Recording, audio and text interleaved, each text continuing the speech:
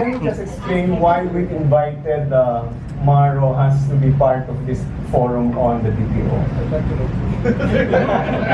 In fact, I'm going to ask him to share with us a little story.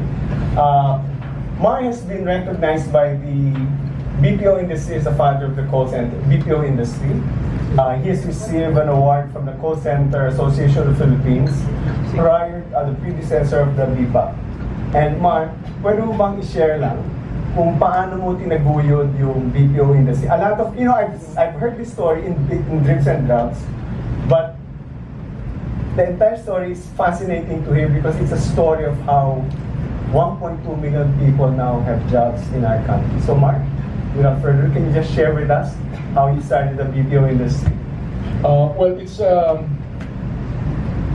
complex story, but also very straightforward. I look out into the audience and see that many, if not all of you, are very young and may not have been of or business or economically conscious back in 2000, because that was 19 years ago. But if you go back, there was the ASEAN financial crisis, which led to a global slowdown, 98, 99, into 2000. There were no tourists, there was no foreign investment, there was very, very weak economic activity domestically. The country had elected President Estrada Erap in 1998 as president. And for one reason or another, there was actually a bit of a crisis. And so he had a revamp of his cabinet where he brought in a bunch of technocrats. So he brought in a new person for Bangko Sentral, for Department of Finance, for the Bureau of the Treasury, and for DTI. And I happen to be the person for DTI. Much like where we are today, every March there's about 900,000 young Filipinos who enter the labor force. And as the newly installed DTI secretary, one of my jobs was to try and create jobs for all of these entrants to the industry. At the time, unemployment was quite high. Underemployment was also quite high. So we were looking for quality jobs. Historically, the thrust was always in industrialization. But with the global economic slowdown, that was not available. In any event, fast forward, after much study and looking around and some familiarity with what was going on in the US, I realized that we could be very competitive in the BPO, or at the time it was called offshoring. The US was going through tough times economically.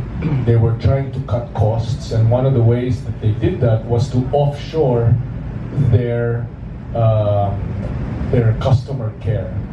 And they were doing this in Ireland, they were doing this in Honduras, Dominican Republic, mostly the Caribbean. And I realized that we, the Philippines, because we were a former colony, we were familiar with the US system. We had many relatives in the US, so we could in fact relate to the US. I mean, NBA stars, Hollywood stars in the US were also familiar to Filipinos. And most importantly, we had a cadre of college graduates every year who were English competent. And the last sort of feature was we were directly 12 hours different. I mean, 12 hours ahead of the US. What was 8 p.m. in the East Coast, let's say New York, Washington, Boston, would be 8 a.m. the following day here. So it fit perfectly because when they would go home at night, they could send over by the internet whatever work they wanted done. While they were asleep, we could work on it and then send it back, so when they got into work the next day, it would be done. And they would be able to do with the information that we had already processed. Secondarily, particularly for call center, on the sales side, on the marketing side, and in customer care, when the Americans would go home at night, that would be when they would address whatever, whether it was banking, insurance, home appliances, whatever it was. That was when they would do it. They would attend to it, and so tama-tama, we here in the Philippines could service. I convinced President Era that this was a sunshine industry. You might think it ironic, but he was very receptive to it. He supported the effort. I started out with a 5-point strategic program. The first was the incentive system. Our incentives were geared towards manufacturing. Eco zones, 25-hectare areas in Cavite, in Laguna, in Pampanga, in Baguio. So I had to rewrite the rules for the Board of Investments and for the PEZA so that it could be building specific in the urban centers. And so without removing revenue from the local government units, it would actually be, the incentive area would be on a per floor basis or even on a per square meter basis. So that was the first thing, rewriting our regulations for incentives. The second was given some feedback from the potential clients, which was data privacy.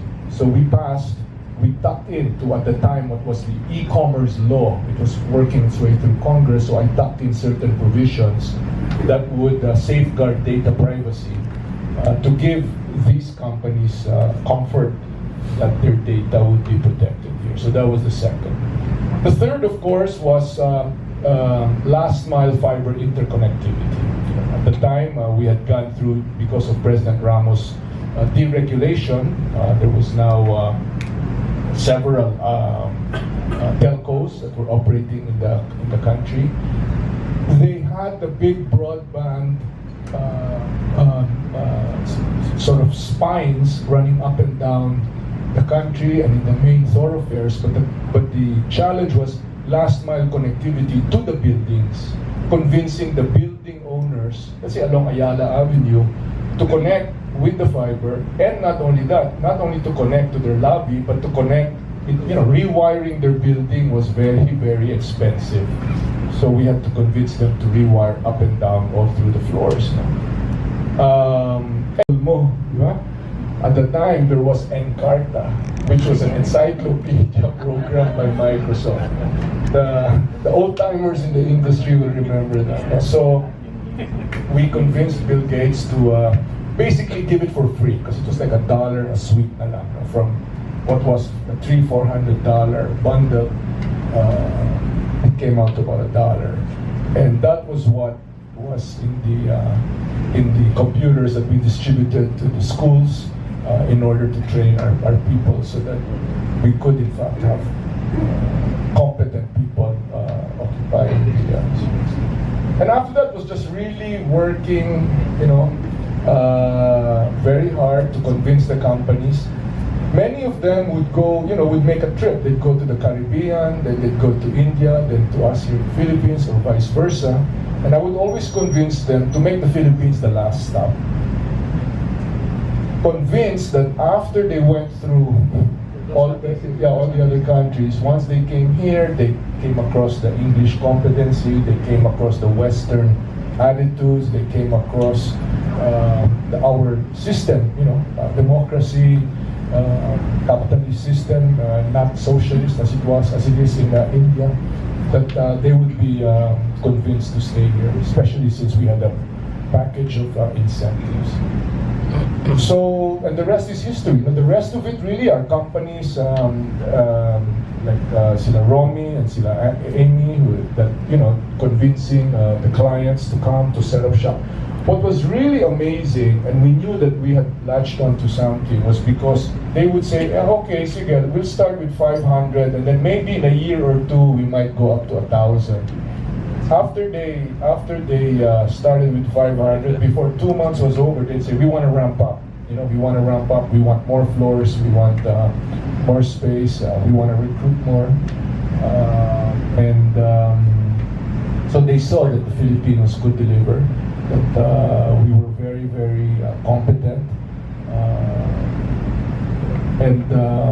Well, since 2000, it's been 19 years. We're now grossing, if I remember the number correctly, roughly about $24–25 billion, roughly at par with OFWs. We have 10 million Filipinos abroad, sending back roughly $25 billion. We have 1 million Filipinos here in the Philippines, generating roughly $25 billion without having to leave their families. So it's a big industry. I'm glad to have played a part in it, and so that was the genesis of the call center BPO industry here.